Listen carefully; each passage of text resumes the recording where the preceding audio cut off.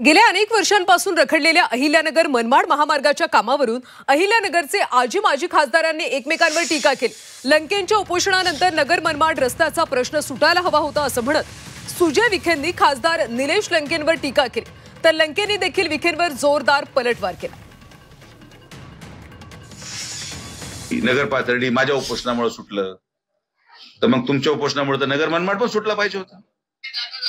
मग मी जेव्हा लोकांना वास्तविकता सांगायचा प्रयत्न केला तेव्हा लोकांनी विश्वास ठेवला नाही। तर आज माझा पराभव झालेला आहे।